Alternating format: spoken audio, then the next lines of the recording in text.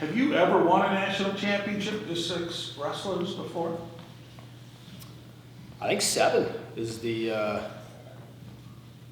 lowest number that we've done it. So, challenge accepted. I don't know if it's been done. I mean, I don't know historically if it's been done. Obviously the numbers game is what it is, but we like doing things that have never been done before, and I believe in the 6 that are going. So, I think obviously there'll be some people overlooking us. There's probably some people that are thinking we're out of the equation, and that's okay. We know what we're capable of, and the goal for us is always the same. For our guys, regardless of the number that we bring, it's to go and have fun, man. You're at the national tournament, and have the gratitude and the perspective of the opportunity that you have at hand. But the ultimate goal is to perform at the best of their God-given ability, and that's every time they compete. And so that'll be the focal point. That's what we've been talking about, and that's what the continued message will be. Just wrestle at the best of your ability. What makes these 6 wrestlers stand out? It's a pretty gritty group. I mean, that qualifier is no joke, and obviously we'd love to have 4 more guys with us, but the 6 that did get through that qualifier, I mean, they earned it, and you come through our qualifier, you've earned your right to be in the national tournament, and I think this whole team all year long has proven what they're capable of, and obviously through the midway point of the year at national duels, we had some pretty significant injuries. I mean, 2 that we lost our number 1 ranked guy at 49 and number 6 ranked guy at 25, and in the same duel at the national duels, in the quarterfinals. So, from that point, we had to kind of switch some things around and make some lineup adjustments, and Birchman got his opportunity and has really maximized it. He guy's gonna be wrestling the national tournament this weekend, and moving Romero up to 49, and I think that was a pretty seamless transition, for him power-wise, and then gives Tommy an opportunity at 41, and same thing. I mean, that guy's maximizing his opportunity, and so lineup-wise, it's a little bit different than what we kind of had drawn up on paper, but it's one of those things like anything in life. It's how you deal with adversity, and that's what we had to do. Figure out what the next plan was, and continue to grow and be better for it. On that note, 2 new faces, Brett and Tommy, at the national stage. So how have the upperclassmen kind of helped them this week, or these last 2 weeks rather, since regionals, to get ready for nationals?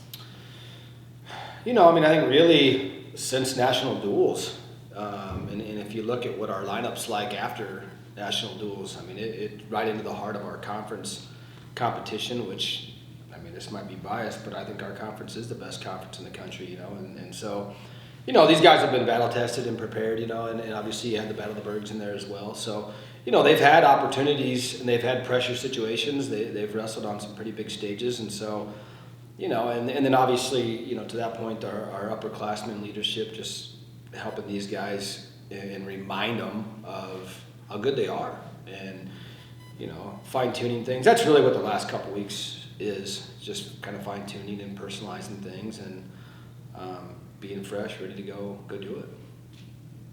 Added to your point about the strength of the American Rivers Conference, how do you feel like the bit of schedule has prepared the group for this weekend?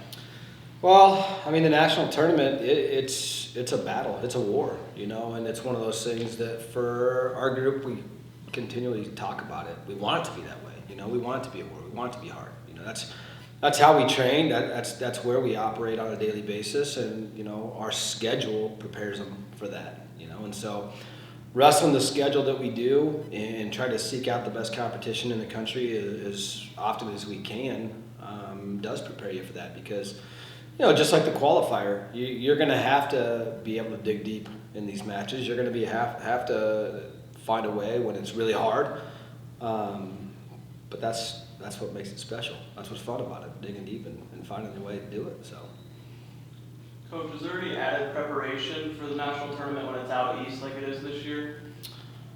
It's a lot of fun, logistically, yeah. Not so much necessarily added preparation other than just figuring out logistics, I mean, how to get Wartburg family from God's country, Waverly, Iowa, out to Providence, So, I mean, that's the crazy part about wrestling. It's funny because people are always like asking about where the national tournament, any tournament, like, oh, it's so and so. I mean, it doesn't really matter. You're in an arena. You're competing. It might be fun for fans, because they probably have a little bit more downtime. But, for coaches and athletes, it's foot on the gas for 40 hours straight. So, but no, it's an opportunity for some guys to see someplace new, see a little bit of different change of scenery. But, ultimately the goal is the same regardless of what the outside, the arena looks like. Inside, it's all the same.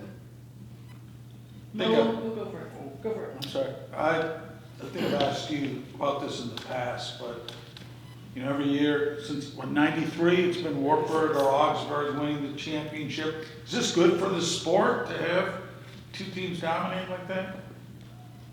I suppose you'd have to ask those teams around the country. I mean, there's a lot of pride in the Battle of the Bergs, I mean, Wartburg, Augsburg, and the tradition that both programs have. And I got a lot of respect for them, and I think the respect is reciprocated, because it is really hard to win a championship. And I don't think most people realize how hard it is. It's one of the hardest things that guys will ever do, and the level of commitment, the level of sacrifice that it takes for everybody involved, because it's not just coaches, it's not just your athletes. I mean, there's a whole bunch of people supporting that all play a part in that, from your athletic trainers, your managers, your strength and conditioning. I mean, everybody, and so it's really, really special when you're able to reach the pinnacle, and so I don't know the answer to your question if it's good for the sport or not. I mean, I think it is. I mean, I think it shows you the level of commitment that those two programs have to wrestling, but. I mean, should somebody else ever win it? I mean, hats off to them, because it's really, really hard. And I know that if they do win a national championship, I know deep down what it's taken to get there. You're not going to accidentally win a national championship. It doesn't work that way, And so it's something that takes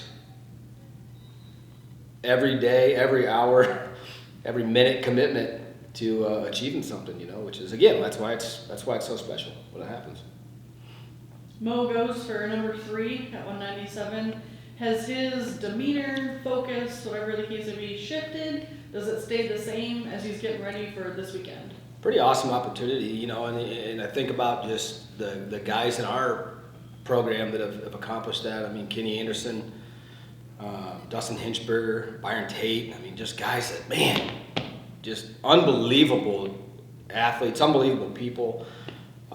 Pretty awesome company that he has an opportunity to join, and really for him, I mean, since March when he got done, I mean, he's been training. He shifted right into freestyle season and training for the U23 national championships, qualified for the world championships in the U23s, went down and won the Pan Ams, and then obviously right into training for the world championships in Albania, and then.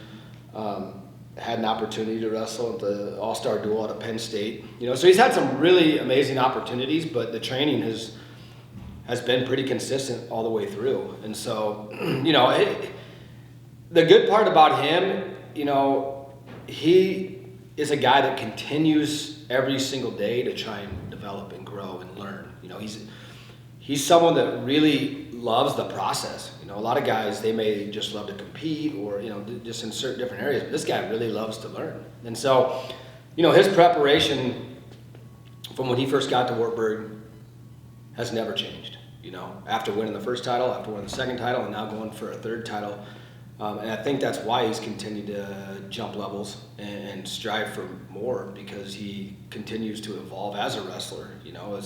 He's not just fixated on what's worked in the past. It's continually trying to learn, trying to grow, but bringing that same energy and passion to the wrestling room every day. That's not easy to do. I mean, to come into the wrestling room every single day, fired up, passionate, ready to go. It's hard, and that guy does it better than anybody. And you know, his smile's contagious, his energy's contagious, and you know, that's one of the things I'll miss most about him is just his leadership and his ability to continue to have perspective and gratitude and appreciation for Wartburg College, Wartburg Wrestling, the support that he has, but also the family that he has here. And you know, he vocalizes that better than probably anybody, and continuously helps teammates and other guys, young guys in our program, to build them up, but also give them perspective of how fortunate they are to be in a place that loves the sport of wrestling, supports the sport of wrestling, and just the opportunities that this place provides. What excites you the most heading into this weekend?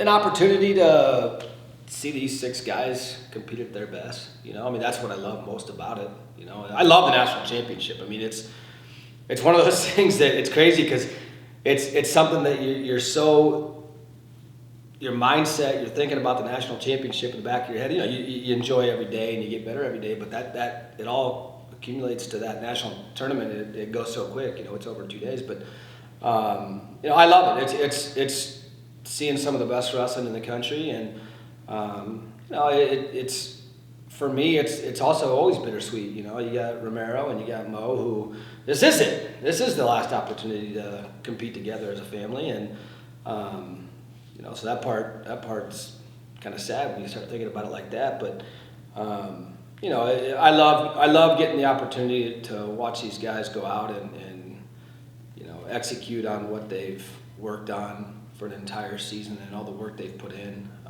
and the level of commitment and sacrifice. I mean, that's the thing a lot of people don't quite realize is the level of sacrifice. You know, with everything that goes into trying to be great in this sport, it takes everything. It takes everything you got. You know, and so you know, the opportunity to see them go let that all out in 2 days it's a lot of fun as a coach. Good luck this weekend. Thank you.